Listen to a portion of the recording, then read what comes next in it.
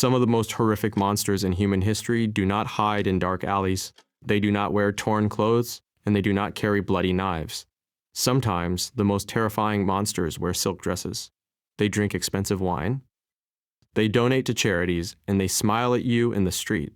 Welcome to Poitiers, France, in the late 19th century, a city of old money, high society, and strict rules. In this city, the Monnier family was royalty. Madame Louise Monnier was the matriarch. She was a woman of absolute authority and flawless reputation. She won community awards from the Committee of Good Works. She was deeply respected by the church, the police, and the elite. Her son Marcel was a successful lawyer and a respected politician. And then there was Blanche. Blanche Monnier was the jewel of the family, beautiful, vibrant, with striking dark eyes and a gentle soul. In her early 20s, she was the most eligible bachelorette in the city. But Blanche had a flaw that her mother could not tolerate. She had a mind of her own. In the Monnier household, Madame Louise was a dictator. She controlled everything her children did, said, and thought. She had already chosen a wealthy, aristocratic husband for Blanche, a man who would elevate the family status even further. But Blanche did the one thing you never do to a narcissist. She said no. In 1876, at the age of 25, Blanche fell in love. But she didn't fall in love with a duke or a rich merchant.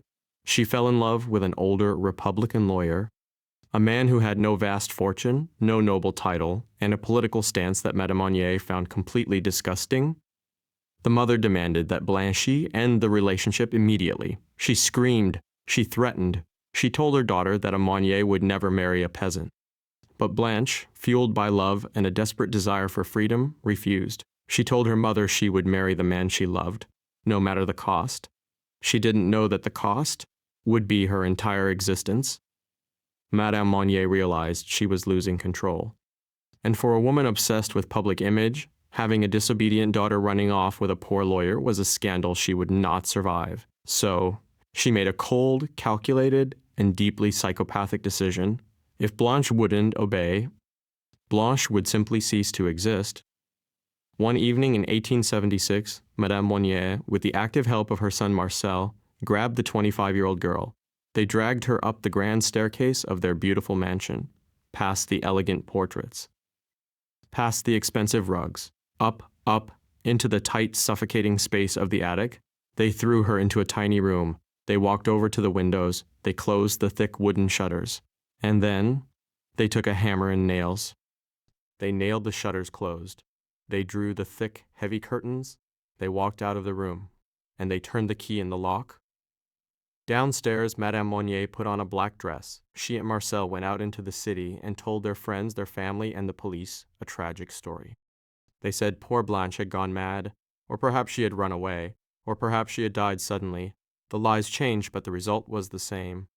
Blanche Monnier was gone. Society mourned for a few weeks, and then, as society always does, they forgot about her. But Blanche wasn't dead. She was right above them. Let me walk you through the reality of what it means to be locked in a pitch-black room for 25 years. The room was small. Because the shutters were nailed shut and the curtains drawn, no sunlight ever entered. Not a single ray. For a quarter of a century, Blanche lived in eternal midnight.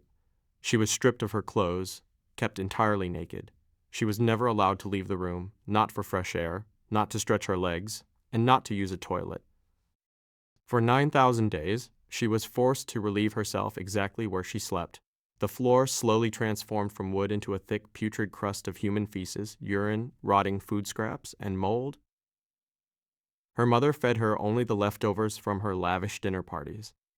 Scraps of meat and vegetables were tossed onto the filthy floor like she was a stray dog. Rats smelled the rotting food. They moved into the room. They crawled over her naked body in the dark. Spiders built webs in her matted hair. And the most horrifying part? The walls weren't completely soundproof. Blanche could hear everything.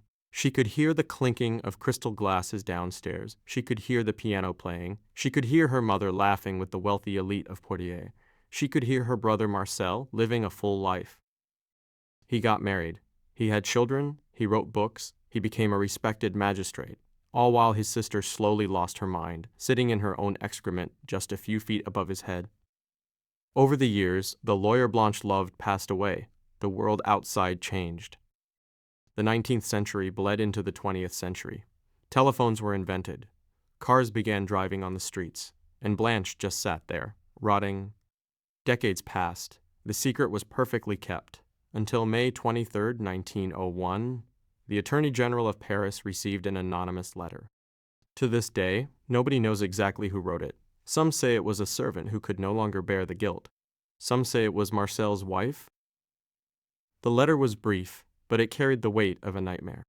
Monsieur Attorney General, I have the honor to inform you of an exceptionally serious occurrence.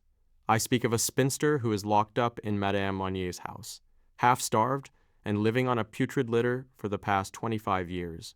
In a word, in her own filth. The police arrived at the Monnier estate. Madame Monnier sat in her living room, perfectly dressed, sipping coffee. She denied everything. She acted insulted that the police would even dare to question a woman of her standing. But the officers insisted. They searched the house. They climbed the stairs. They noticed a smell so foul, so deeply sickening, that the officers began to gag before they even reached the second floor. They found the padlocked door, they broke the chains, and they opened it. The stench that hit the officers was a physical wall. One policeman immediately vomited. Another ran blindly in the dark, smashing his hands against the nailed shutters, desperately tearing them open just to let the air in. When the sunlight finally, violently, pierced the darkness for the first time in 25 years, the police froze. What lay on the bed did not look human. Blanche Monnier was now 50 years old. She weighed just 55 pounds, 25 kilograms. She was a living skeleton, covered in a thick layer of grime. She was lying completely naked on a rotting straw mattress. Bugs were swarming over her body. When the light hit her eyes, she didn't speak. She couldn't. She just whimpered, covering her face, terrified of the sun. The isolation and sensory deprivation had completely destroyed her mind. She was fundamentally, irreparably broken. The police wrapped her in a blanket and carried her out. Downstairs, Madame Monnier was still sitting in her chair, annoyed that the police were ruining her afternoon. You would expect a story like this to end with brutal justice, but the real world is rarely fair to the victims. Madame Monnier was arrested. The city was in an uproar. The perfect aristocratic family was exposed as a den of monsters, but Madame Monnier never faced a judge. Just 15 days after being arrested, she suffered a heart attack and died in her cell. She went to her grave completely unrepentant, believing she had done the right thing to protect her family's honor. But Marcel went to trial, the brother who helped drag his sister into the dark, the brother who ate dinner below her while she starved.